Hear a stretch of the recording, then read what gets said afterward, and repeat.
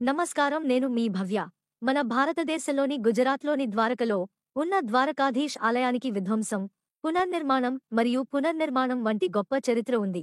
మూలం: ఈ ఆలయాన్ని 2500 సంవత్సరాల క్రితం శ్రీకృష్ణుని ముని మనవడు వజ్రనాభుడు నిర్మించాడని నమ్ముతారు. ఏది ఏమైనప్పటికీ, పురావస్తు ఆధారాలు ఈ ఆలయం మరింత పురాతనమైనది కావచ్చు, బహుశా 200 బీసీఈ నాటిది కావచ్చు. ద్వారక దాని చరిత్ర అంతటా మోక్షపురి, ద్వారకామతి మరియు ద్వారకావతి అని కూడా సూచించబడింది. ఇది మహాభారతం యొక్క పురాతన చరిత్రపూర్వ పురాణ కాలంలో ప్రస్తావించబడింది.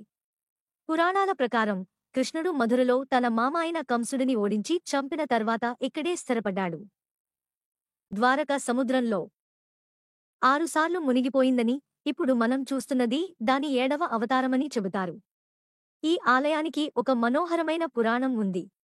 అసలు నిర్మాణాన్ని 1472లో మహమూద్ బెగడ ధ్వంసం చేసి, తదనంతరం 15వ మరియు 16వ శతాబ్దంలో పునర్నిర్మించారు. సముద్రపు ఉపరితలం క్రింద 300 అడుగుల లోతులో మునిగిపోయిన ద్వారకా నగరం వద్ద భక్తిలో లోతుగా డైవింగ్.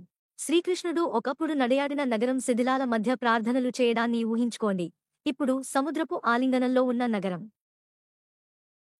నీటి అడుగున పురావస్తు శాస్త్రవేత్త నేతృత్వంలోని తదుపరి త్రవ్వకాలలో అనేక పురాతన కళాఖండాలు, అలాగే పురాతన ద్వారక యొక్క మునిగిపోయిన అవశేషాలు కనుగొనబడ్డాయి. 1983 మరియు 1990 మధ్య పురావస్తు శాస్త్రవేత్తలు ఒక బలవర్ధకమైన పునాదిని కనుగొన్నారు. దానిపై పురాతన నగర గోడలు నది ఒడ్డున నిర్మించబడి ఉంది. భారతీయ పురావస్తు శాస్త్రవేత్త డాక్టర్ షికారిపుర రంగనాథ రావు, ఎస్.ఆర్. రావు, భారతదేశంలోని గుజరాత్లో మునిగిపోయిన నగరం ద్వారకలో నీటి అడుగున తవ్వకాలకు నాయకత్వం వహించారు. 1963 ద్వారకాధీశ్ దేవాలయం దగ్గర మొదటి తవ్వకం జరిగింది. 1979 డాక్టర్ రావు నేతృత్వంలో రెండవ రౌండ్ త్రవ్వకాలు జరిగాయి. 1983 మరియు 1990 marine archaeology unit of India's National Institute of Oceanography నియో ద్వారక మరియు బెట్ ద్వారక వద్ద నీటి అడుగున తవ్వకాలు నిర్వహించింది. మునిగిపోయిన నగరమే మహాభారతంలో వివరించిన ద్వారక అని డాక్టర్ రావు విశ్వసించారు. ఓడరేవు నగరం లోథాల్తో సహా ఇతర హరప్పా ప్రదేశాలను కనుగొన్న బృందాలకు కూడా అతను నాయకత్వం వహించాడు.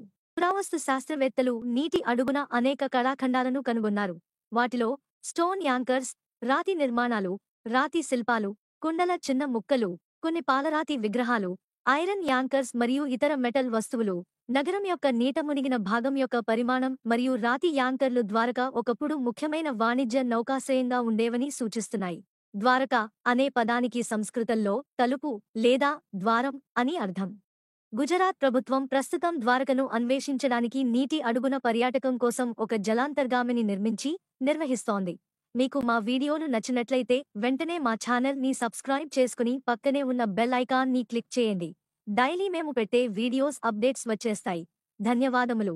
Subscribe to my channel Bhavya antique ancients.